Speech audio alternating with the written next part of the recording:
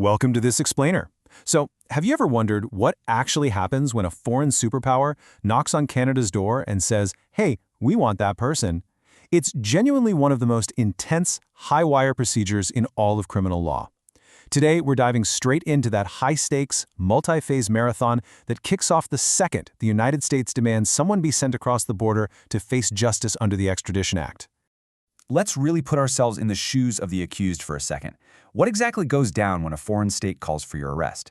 I mean, it's a terrifying prospect, right? You're suddenly facing the full weight of not just one, but two national governments. The legal machinery that grinds into motion here is this massive labyrinth of treaties, statutes, and constitutional rights. So, here's our roadmap for this explainer. We'll hit 1. The arrest and warrants, 2. The fight for bail, 3. The extradition hearing, 4. The minister's final call, and finally, 5. Shocking the Canadian conscience. Let's jump right into part 1, the arrest and warrants, where the whole process begins. Under the Extradition Act, everything kicks off with an initial request to the Canadian Minister of Justice. Think of this as hour zero. This immediately triggers a provisional arrest warrant, which means out of nowhere, you are taken into custody right here on Canadian soil for a crime alleged to have happened somewhere else entirely. Then, weeks later, this is followed up by an official authority to proceed, which formalizes the foreign state's legal avenue. That brings us to part 2, the fight for bail, or seeking judicial interim release. Now, in a standard domestic case, release on bail is usually presumed. It's based on this fundamental principle of restraint. But in an extradition, it's a totally different ballgame. You face what's called a reverse onus. The tables are completely turned. You literally have to prove to a judge why you shouldn't be locked up while waiting for these lengthy proceedings to play out. You have to show cause why your detention isn't justified, turning what is normally a straightforward process into a massive legal mountain to climb. To actually get over that massive hurdle, the accused almost always needs a surety, basically a loved one who is willing to put their own personal savings on the line. The surety essentially acts as a civilian jailer. They're giving the court a hard financial guarantee that they will closely monitor the accused and absolutely make sure they show up when they're supposed to. But let's say the worst happens, and the accused vanishes. That's when we enter estrangement procedures under Part 25 of the Criminal Code. The Crown can go directly after the surety, effectively turning them into a judgment debtor. If a judge decides the surety's monitoring efforts were slacking, their life savings can literally be seized. It's a system built on incredibly high, life-altering stakes for the accused's family. Moving right along to Part 3, the extradition hearing, taking us inside the courtroom. So now we finally arrive at the actual hearing. But here is the major catch.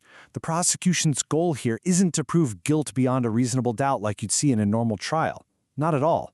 Their one and only job is to prove that the legal requirements for extradition have been checked off. Of course, to keep this entire process fair, Section 7 of the Charter steps in to guarantee certain principles of fundamental justice. You have the right to full disclosure of the evidence against you, and an independent, totally impartial judge must meaningfully evaluate that evidence. Without these core elements, an independent judicial phase, and a decision grounded in evidence and law, the whole process would violate basic Canadian rights. If the judge does agree that the evidence holds up, they're going to issue an order of committal. This keeps the person in custody to await the next phase. But wait, hold on a second. A judge issuing this order doesn't actually mean the person is immediately handcuffed and put on a plane to the U.S. The judge is simply confirming that the strict legal threshold has been met. Which perfectly sets up Part 4, the minister's final call, where we shift from courts to politics. As you can see, Step 1 is the judge issuing that order of committal, but that merely sets the stage for Step 2, where the Minister of Justice steps in to review the case. They have to carefully weigh international treaty obligations right alongside the rights of the individual before ultimately deciding whether to sign an order of surrender in Step 3. It's this extraordinary high-wire convergence of law, politics, and international diplomacy. And that leads us to our final section, Part 5, Shocking the Canadian Conscience. Charter limits. The Supreme Court of Canada has actually established a super powerful constitutional safety net here. Basically, an extradition cannot proceed if the post-removal risks in the foreign state would, quote, shock the conscience of Canadians. And to be clear, this isn't about public opinion polls or what's trending on social media. It's a strict constitutional limit. If surrendering someone would fundamentally violate basic justice, it inherently shocks the conscience. So, naturally, defense counsel will vigorously use this exact standard as a constitutional shield.